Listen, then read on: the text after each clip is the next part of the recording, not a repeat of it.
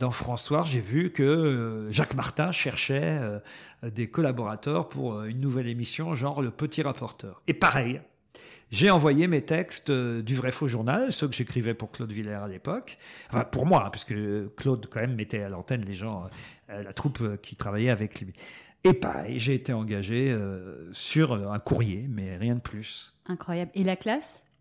Ah bah la classe, là, j'ai fait une émission seulement, donc j'ai Passage, même pas été, j'ai même pas été gardé, rien. Donc. Il est passé par là. Donc on comprend que les courriers et les cassettes, c'est assez important dans votre vie. Ben ouais, merci La Poste. Ce n'est pas sponsorisé par La Poste, hein, je vous le dis. Et donc voilà, vous êtes dans le milieu, vous travaillez, vous écrivez, vous faites des chroniques. Votre chance, votre vraie chance à vous, en tant qu'animateur, elle arrive en 91 quand vous devenez l'animateur de Rien à cirer sur France Inter.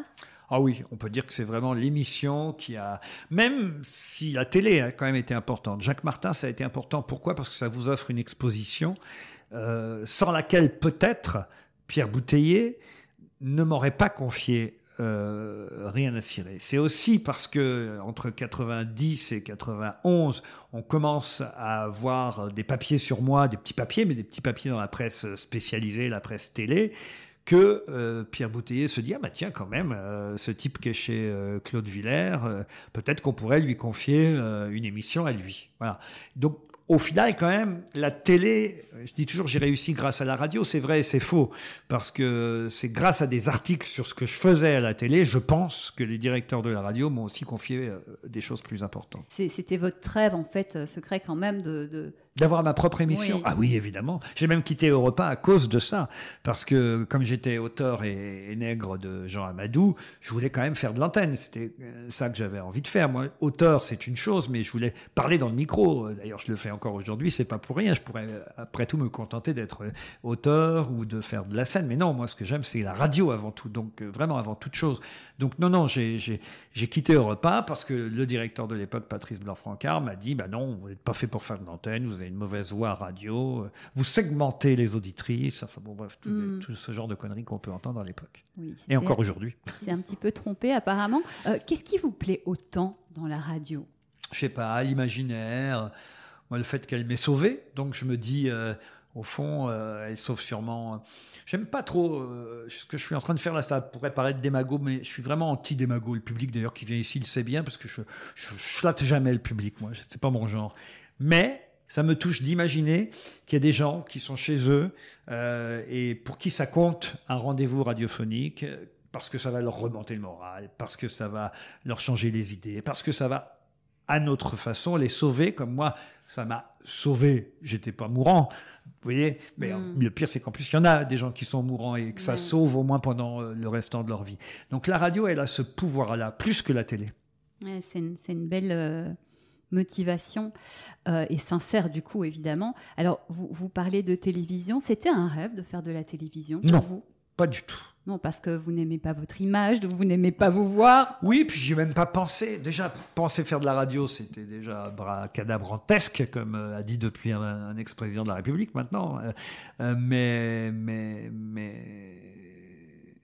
non, de la télé, je pouvais pas. Évidemment, j'adorais la télé, j'adorais tous ceux qui y passaient, mais être dedans, je ne l'imaginais pas. Oui, c'était comme pour la radio au tout début. Alors, comment ça s'est passé ? Moi, je dirais qu'à la télé, c'est grâce à Thierry Ardisson que je suis revenu. Vraiment. On a tout essayé, c'est ça ? S'il y a quelqu'un, même avant, on a tout essayé, tout le monde en parle. Ah oui. Parce que, voilà, je suis arrivé au moment où Thierry avait des difficultés avec cette émission. C'était la première année, il a fait 3 premiers mois. En fait, je suis arrivé en même temps que Catherine Barma, ça paraît étonnant, mais Thierry était produit par quelqu'un d'autre à ce moment-là. L'émission Tout le monde en parle ne marchait pas. Et en janvier, il a fait appel à Catherine Barma. Et moi, il se trouve que j'ai été un des invités de la dernière formule de l'émission en décembre. Et comme j'étais plutôt marrant, j'ai été sniper bien avant Laurent Baffy dans cette émission. Et j'ai fait ça pendant 6 mois. Et c'est vraiment ça qui m'a remis le pied à l'étrier à la télévision. D'accord. Après, je suis parti à Canal+, avec Marc-Olivier Fogiel pendant 1 an. Et je suis revenu ensuite sur France 2, produit toujours par Thierry Ardisson. D'accord. C'est une histoire d'amitié avec Thierry Ardisson. Oh oui, on peut dire que c'est une amitié professionnelle. On ne se voit pas beaucoup, mais on déjeune encore aujourd'hui de temps en temps, 1 ou 2 fois par an. Oui, je le remercierai toujours en tout cas d'avoir cru en moi. Ouais, c'est important ça, effectivement. Donc, on a tout essayé, on demande qu'à en rire, on n'est pas couché. Juste... Et on est en direct maintenant. Et on est en direct. Juste une petite question, parce qu'on se la pose tous depuis beaucoup d'années. Pourquoi ça commence toujours par on? Mais écoutez, On n'en sait rien. ben c'est ça, parce que vous-même, vous venez de me rappeler, je l'avais vraiment oublié, que ma première intervention sur une radio nationale, donc quand j'avais 17 ans, j'avais appelé c'est vrai, vous avez raison, on n'est pas des andouilles, je crois que ça s'appelait, on n'est pas des grenouilles, on n'aime pas l'eau, quelque chose comme ça devait s'appeler. Moi, j'ai vu andouille dans mes recherches, mais bon. Alors peut-être là, mais en tout cas, ça commençait par on, et je l'avais totalement oublié, vous voyez. Et donc, pourquoi ce on? Je sais pas. Franchement, je ne sais pas. Vous voyez, la preuve, c'est inconscient parce que j'avais même oublié que la toute première, c'était déjà on. Alors, après, oui, les dernières, évidemment, ça devient un gimmick, ça devient... Une marque, quoi. Non, mieux que ça, une superstition. Ah. Mais oui, c'est une superstition. On se dit, bah tiens, quand même, ça a plutôt marché à chaque fois qu'on a fait on.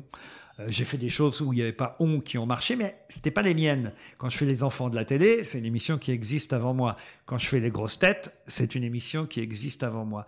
Et il se trouve que toutes les émissions que j'ai faites, moi, créées et qui commençaient par on, elles ont fonctionné. Et quand ça ne commençait pas par on, par exemple, il y a eu l'émission pour tous, ça n'a pas marché. Donc je serais vraiment con.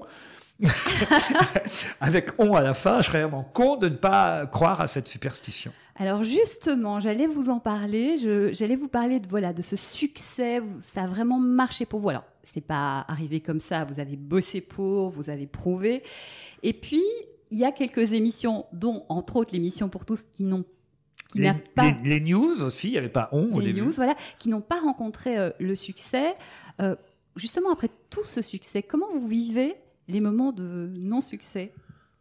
D'abord, les moments de non-succès, ils arrivent ces moments-là avant le succès. Parce que, par exemple, quand je me plante avec les news, qui est quand même le plus beau gadin que j'ai jamais eu, 5 jours sur TF1, je suis pas encore au top, comme on dirait. Franchement, non. J'ai une émission sur France Inter, j'ai fait un peu Jacques Martin, mais enfin bon, je suis pas une vedette de la télé ni de la radio. Voilà, c'est pas parce qu'on a un succès dans une radio qu'on est connu de tous les auditeurs. Il y a plus de radio qu'une seule. C'est un peu le défaut d'ailleurs. Quand on est dans une radio, on croit que d'un seul coup tout le monde vous connaît. C'est pas vrai. Il y a toutes les autres. Et donc non, j'ai à ce moment-là un petit passage à vide quand même quand je me plante avec les news, mais c'est vrai, on le dit toujours, un échec, une défaite, ça permet de se remettre en question. Puis parfois, ça vous emmène vers d'autres horizons. Et c'est comme ça que j'ai écrit pour le théâtre. Parce que je me suis retrouvé d'un seul coup avec beaucoup de temps devant moi, à l'arrêt des news.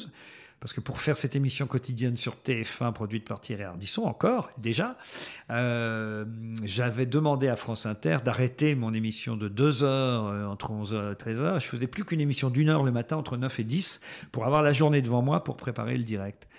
Sauf que comme la télé n'a duré que 5 jours, pendant cette année-là, enfin en tout cas pendant un trimestre, à 10h du matin, j'avais fini ma journée, puisque j'avais plus qu'1 heure de radio.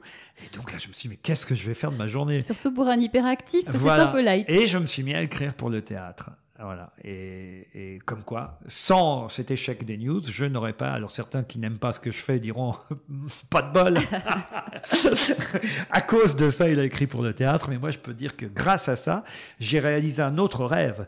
Parce que c'était aussi un rêve pour moi, le théâtre. Comme je pouvais imaginer des émissions pour la radio, j'imaginais aussi des pièces le soir dans mon lit quand je me couchais et que j'étais gamin.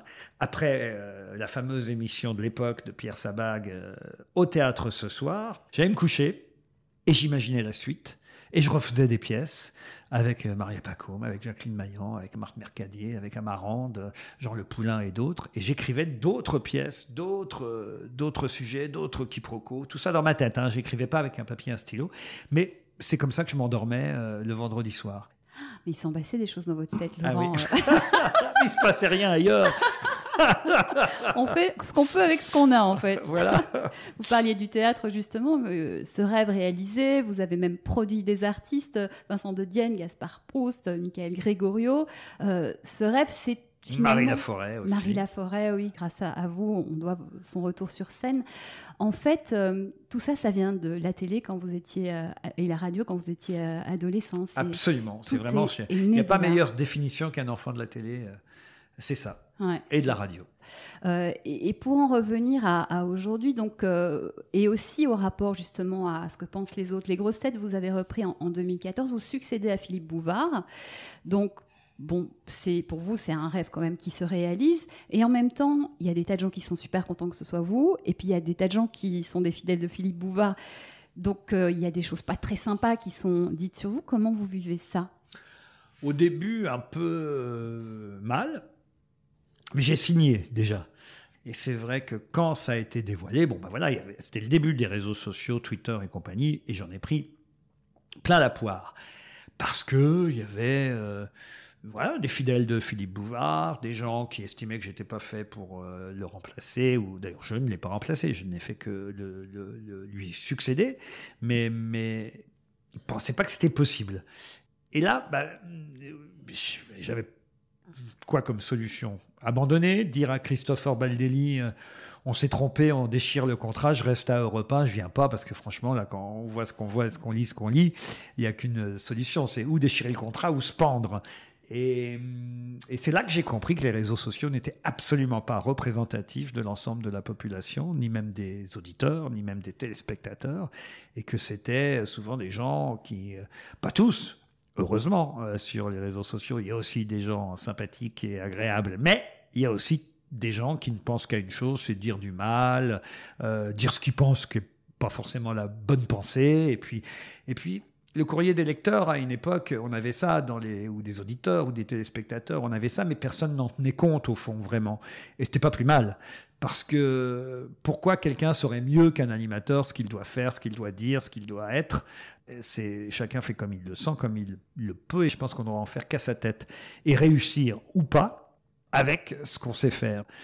Et en tout cas, les sondages, puisqu'il faut bien se fier à des sondages, les enquêtes qui ont suivi ont prouvé que ceux qui s'étaient déchaînés contre moi avaient eu tort et qu'ils n'étaient en rien représentatifs de l'ensemble des auditeurs de RTL. Oui, ce que vous dites finalement, c'est que se formater, c'est pas une bonne idée pour plaire aux uns, pour plaire aux autres, parce que de toute façon, il y a 12 milliards d'avis, donc Absolument. on n'y arrivera jamais. Donc autant être soi pleinement, et après, ça passe ou ça passe pas. Ouais.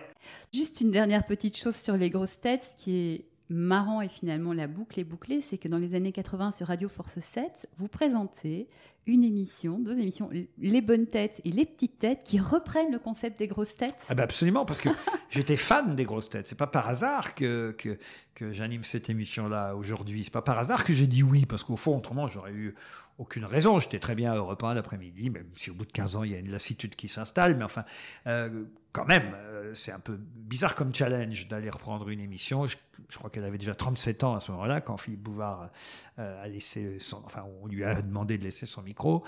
Et oui, si j'ai dit oui, si j'ai pensé que c'était pour moi comme un rêve qui se réalisait, c'est parce que quand j'avais 14 ans, j'écoutais cette émission mieux que ça, j'allais dire pire que ça. Je ne faisais pas que l'écouter, je l'enregistrais pour l'écouter, parce que j'étais souvent à l'école ou en cours et que j'arrivais pas à l'heure, ça démarrait à 16h30 à l'époque, et les cassettes faisaient pas toujours le temps qu'il fallait, donc je demandais même à ma mère de retourner la cassette pour enregistrer, pour que j'ai la totalité de l'émission. Enfin bon, bref, non, j'étais... Pire, je faisais même du prosélytisme, c'est-à-dire que les cassettes, je les emmenais parfois, pas dans la voiture de mes parents, ils n'avaient pas de voiture, mais mes frères, en revanche, quand on allait, parce que j'étais supporter de foot aussi comme eux, quand on allait voir un match en déplacement, je prenais les cassettes, puis je leur faisais écouter les grosses têtes, parce que je voulais qu'ils écoutent aussi les grosses têtes. Donc en fait, j'étais déjà le meilleur ambassadeur de cette émission, bien avant qu'on me la propose.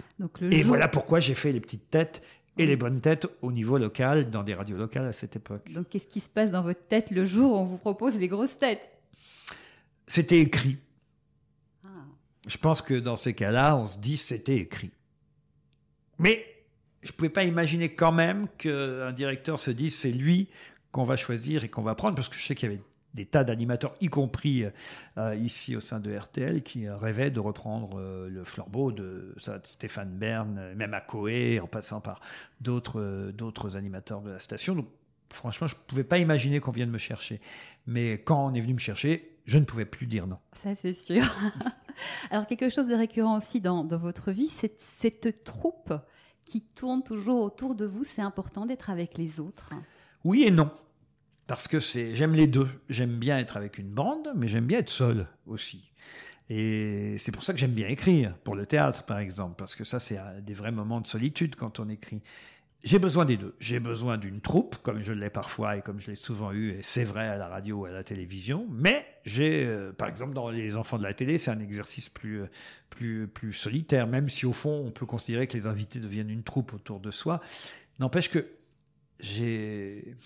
comme quand je suis en vacances d'ailleurs, j'aime bien être en vacances seul pendant 1 ou 2 semaines et j'aime bien être avec une bande, pareil, à peu près le même. Il me faut les deux. Oui. Et quand il y a les autres, c'est beaucoup pour rire, en fait. Rire dans votre vie, oui. C'est essentiel. Ah oui.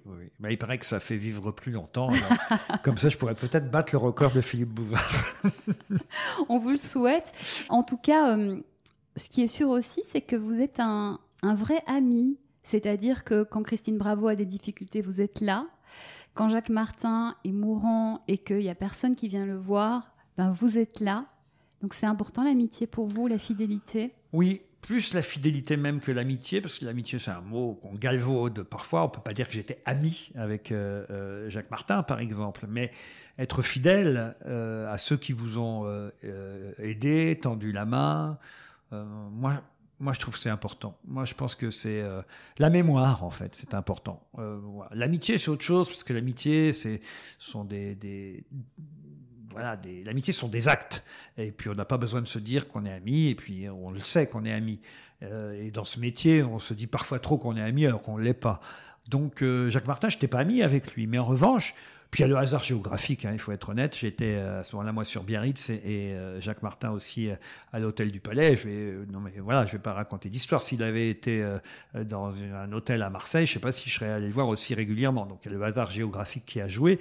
Mais moi, en fait, ce qui compte pour moi le plus, c'est le fait de l'avoir.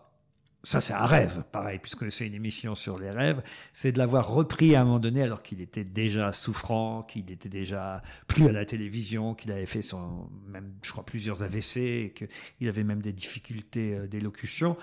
L'avoir repris à l'époque sur Europe 1 pendant quelques mois, ça c'est pour moi une vraie preuve de fidélité, plus que de façon géographique d'avoir été là au moment où il fallait, quand il fallait. Mais je vous dis, ça tient parfois au hasard. En revanche, l'avoir engagé à l'époque, en plus avec Jean-Yann au même moment, et avoir reconstitué ce duo mythique de la radio, même si ça n'a duré que quelques mois, ça a dû durer 2 ou 3 mois. Mais c'est plus qu'un rêve encore. Se dire, j'embauche Jacques Martin et Jean-Yann dans mon émission. Vous vous rendez compte un peu? Je crois qu'il n'y a pas meilleur rêve. Ouais.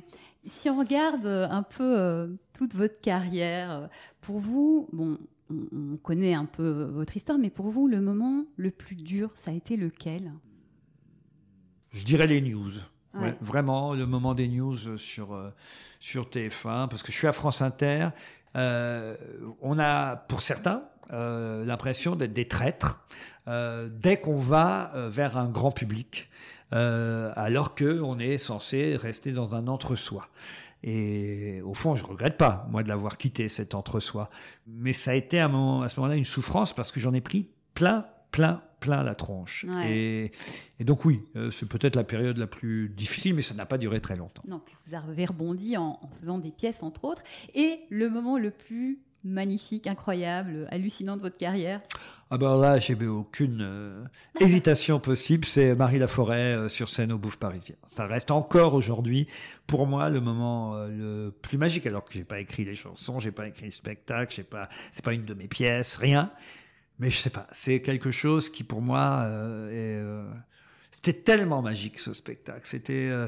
Puis c'était une femme que c'est toujours, même si elle n'est plus là, une femme que j'aime tellement, que c'était comme une consécration, pas pour elle, pour moi, d'avoir réussi à la faire chanter à nouveau sur scène après, je crois que c'était 33 ou 37 ans d'absence sur scène.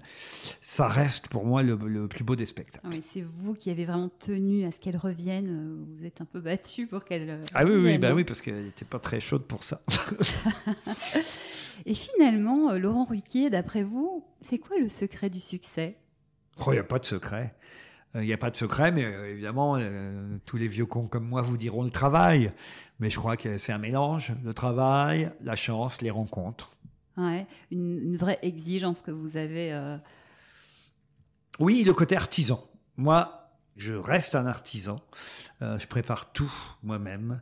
Je continue à être ici à la radio tôt le matin. Je suis assistant comme tout le monde, mais plutôt moins que tout le monde. Et j'en fais plus que beaucoup d'autres. Et quand j'anime une émission, je l'ai préparée moi-même. Oui, vous travaillez comme un fou. Il paraît que vous dormez très très peu. Non, si je peux dormir beaucoup, croyez-moi, je dors beaucoup. C'est vrai, mais vous ne pouvez pas. Mais je peux pas. Mais pendant les vacances, là, j'ai dormi beaucoup. Et là, oui, en ce moment, je dors, vous voyez. Je dors 5 ou 6 heures par jour, enfin par nuit. Mais ça me suffit. En tout cas, ce que je retiens de tout ça, c'est effectivement tout ce travail, des gens qui ont été là, qui ont cru en votre talent, mais vous étiez chaque fois là à travailler et à prouver aussi ce que vous avez su faire. Vous avez été au-delà de votre timidité pour ouvrir un petit peu plus la porte qui s'entrouvrait. Donc ça, c'est important aussi, c'est-à-dire que vous avez été l'artisan de la réussite de vos rêves et vous êtes vraiment quelqu'un qui... mérite totalement ce que vous avez, c'est-à-dire que vous venez du Havre, une famille modeste, il n'y a personne qui était là pour vous aider à la base, si ce n'est ces petites personnes qui ont cru en vous, mais parce que vous bossiez en fait. Oui, mais c'est pour ça que je dis, c'est le hasard, les rencontres, la chance et le travail, que c'est le mélange de tout ça. Vous agitez bien le cocktail et il faut espérer que ça puisse donner quelque chose. Quand vous repensez au petit Laurent Ruquier, enfant qui dans sa chambre fait ses petites émissions, s'imagine animateur, et qu'aujourd'hui vous êtes un des plus célèbres animateurs radio et télé de France, ça vous fait quoi ? Je me pince encore parfois. En me disant, quand même, c'est pas mal. En fait, ça me permet d'avoir aujourd'hui une vraie sérénité. Parce que je considère que j'ai déjà fait 10 000 fois plus que ce que j'imaginais faire. Donc je n'attends rien de spécial des années à venir, si ce n'est me faire plaisir. Voilà, du plaisir. Voilà. Ouais. Et si vous aviez un conseil à donner à quelqu'un qui a un rêve à réaliser, quel que soit son rêve, ce serait quoi ? Voilà, je viens de le dire, c'est d'être à la fois travailleur et culotté. Culotté, on va retenir ça, c'est très intéressant. En tout cas, merci Laurent Ruquier, vous nous prouvez que se réaliser c'est possible et ça c'est très important comme discours. Et je vous remercie aussi parce que on vous dit très pudique, même vous le dites vous-même, insaisissable, vous parlez peu de vous, donc c'est un honneur d'avoir partagé ce parcours avec vous. Écoutez, merci à vous de vous être intéressé à mon humble corps. Merci infiniment de nous avoir accompagnés dans ce moment de partage. À très bientôt pour un nouveau voyage vers la Lune. Et d'ici là, croyez en vos rêves.